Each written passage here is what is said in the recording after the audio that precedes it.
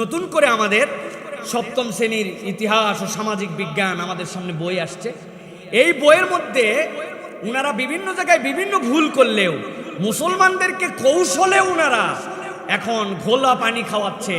এতদিন পর্যন্ত আমরা ট্রান্সজেন্ডার এলজিবিটি কিউ যেটা তার বিপক্ষে কথা বলেছি, এখন হিজরার নামে কৌশলে ট্রান্সজেন্ডার খাওয়ায় মুসলমানদের মনে করছে এদের বুদ্ধি বিবেক নাই, এরা সব বোধহয় হাতুড়ে ডাক্তার। তো বন্ধুরা, আজকে আমরা যে ভিডিওটা দেখব সেই ভিডিওর টাইটেল হচ্ছে যে সপ্তম শ্রেণীর বইয়ে কি শেখানো হচ্ছে, সাবধান হয়ে যান। তো বন্ধুরা, আশা করছি ভিডিওটা পুরোটা দেখবেন। ভিডিওটা দেখলে অনেক উপকার হবে এবং অনেক কিছু জানতে পারবো ইনশাআল্লাহ। তো বন্ধুরা, চলেন বেশি দেরি না করে ভিডিওটি শুরু করা যাক। নতুন করে আমাদের সপ্তম শ্রেণীর ইতিহাস ও সামাজিক বিজ্ঞান আমাদের সামনে বই আসছে। এই বইয়ের মধ্যে উনারা বিভিন্ন জায়গায় বিভিন্ন ভুল করলেও মুসলমানদেরকে কৌশলে উনারা এখন ঘোলা পানি খাওয়াচ্ছে। এতদিন পর্যন্ত আমরা ট্রান্সজেন্ডার এলজিবিটি কিউ যেটা তার বিপক্ষে কথা বলেছি, এখন হিজরার নামে কৌশলে ট্রান্সজেন্ডার খাওয়ায় মুসলমানদের মনে করছে এদের বুদ্ধি বিবেক নাই, এরা সব বোধহয় হাতুড়ে ডাক্তার, এদের কোনো জ্ঞান নাই। এইভাবে এখন মুসলমানদেরকে ট্রান্সজেন্ডারের নামে অনিসলাম, অশিক্ষা, কুশিক্ষা, আল্লাহ নবীর বিপক্ষের শিক্ষা মুসলমান বাচ্চাদেরকে আপনার আমার টাকায় বানানো বই দিয়ে, ছাত্রকে দিয়ে, শিক্ষকের বেতন দিয়ে স্কুল বানায়া ইসলাম বিদ্বেষ শেখানো হচ্ছে। বলবেন হুজুর এত চিল্লায় বলেন না, সাবধানে শুনেন কথাগুলো প্রিয় ভাইয়েরা। কত বিষয় আছে যেটাতে আপনি কথা বললে না বললে কিচ্ছু যায় আসে না, কিন্তু কত বিষয় আছে যেটাতে আপনি হ্যাঁ বললে আপনার ঈমান চলে যাবে। যেই জায়গাতে ঈমান চলে যাওয়ার প্রশ্ন আছে সেই জায়গায় কোনো দায়িত্বশীল মুসলমান চুপ করে থাকতে পারে না, ঠিক কি না? বাংলাদেশে হিজরা আছে না নাই? ইসলামে তৃতীয় লিঙ্গ বলে কোনো লিঙ্গ নাই। ভালো করে কনসেপ্ট পরিষ্কার করেন, গভীর যুক্তিপূর্ণ কথা। ইসলাম বলছে আকরাবু ইলার রিজাল আও আকরাবু ইলান নিসা, সে পুরুষের কাছাকাছি কিন্তু পূর্ণ পুরুষ নয়, নারীর কাছাকাছি কিন্তু পূর্ণ নারী নয়। এটা তার শারীরিক প্রতিবন্ধকতা। এরকম শত শত মানুষ থাকতে পারে। ইসলামের বিধান পুরুষের দিকে যে আগায়, হিজরা বলে কিছু নাই। তার বিধান, হুকুম, হাকাম, হজ, নামাজ, মিরাস নামা সবগুলা পর্দা পুশিদা পুরুষের মতো, নারীরটা নারীর মতো। সে বিবাহ নাও করতে পারে। প্রতিবন্ধী অনেক সন্তান মানুষের ফ্যামিলিতে থাকে, এটা একটা প্রতিবন্ধী।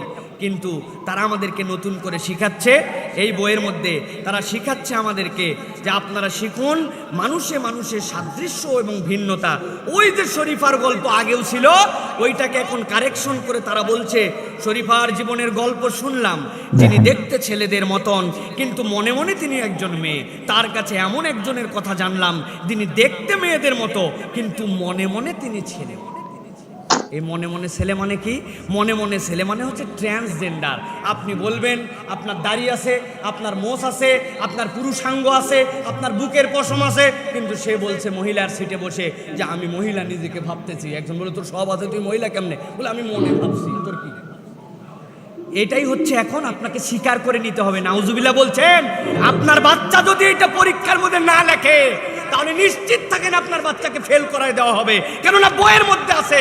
এবং যে পরিমাণ ট্রেনিং দেওয়া হচ্ছে, অন্য কোনো প্রশ্ন থাকলেও থাকতে পারে, নাও থাকতে পারে, কিন্তু এই প্রশ্ন বাদ দেওয়া হবে না, যেহেতু এটা একটা এজেন্ডা বাস্তবায়ন করা হচ্ছে, ঠিক কিনা? আমাদেরকে এইভাবে প্রমোট করে শিখাচ্ছে। কি বলতেছে তারপরে? সুন্দর করে সে বলতেছে ছেলেদের চেহারা, কাজ ও অন্যান্য বৈশিষ্ট্যের কোনো স্বাতন্ত্র স্বাতিসিদ্ধ নিয়ম নেই।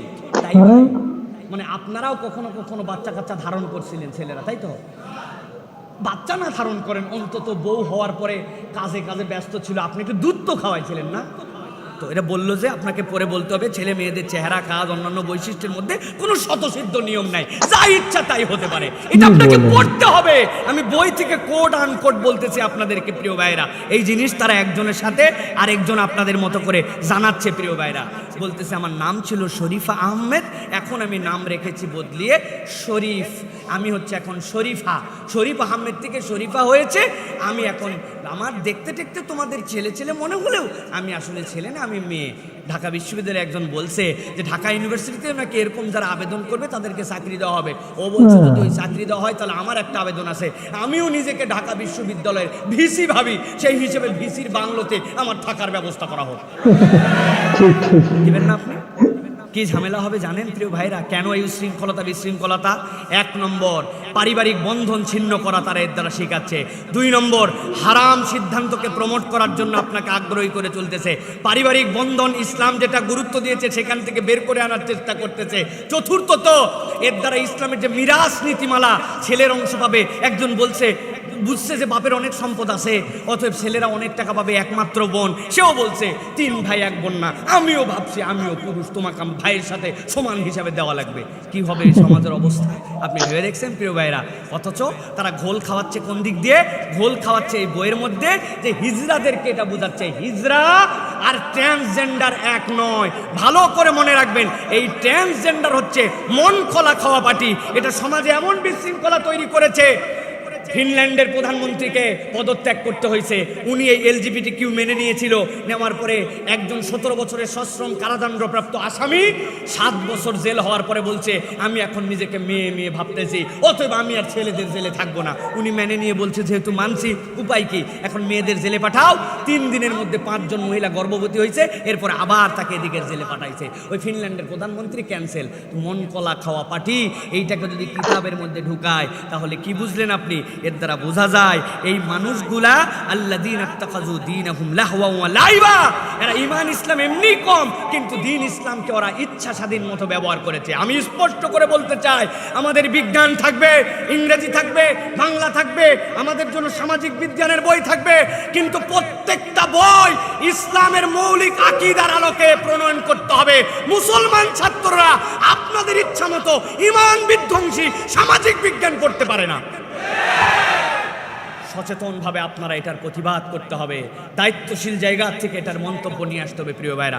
আল্লাহ আমাদেরকে বোঝার তৌফিক দান করুন, বলেন আল্লাহুম্মা আমিন। তো বন্ধুরা, যারা এই ভিডিওটা দেখছেন, আমি তাদেরকে রিকোয়েস্ট করব যে 7ম শ্রেণীর বইগুলো আছে সেই বইগুলোতে একটু ভালোভাবে দেখে নেবেন, যে এটা যদি থাকে তাহলে অবশ্যই আপনাদের ছেলে মেয়ে বা ভাই বোন যারাই হোক না কেন তাদেরকে বলবেন যে এটা না পড়তে। তো বন্ধুরা, ভিডিওটা যদি ভালো লেগে থাকে অবশ্যই বন্ধুদের মাঝে শেয়ার করবেন, আর আমার চ্যানেলে নতুন হয়ে থাকলে চ্যানেলটিকে সাবস্ক্রাইব করে পাশে থাকা বেল আইকনটি অন করে রাখবেন, তাহলে নতুন কোনো ভিডিও আপলোড করার সঙ্গে সঙ্গে আপনার কাছে নোটিফিকেশন চলে যাবে।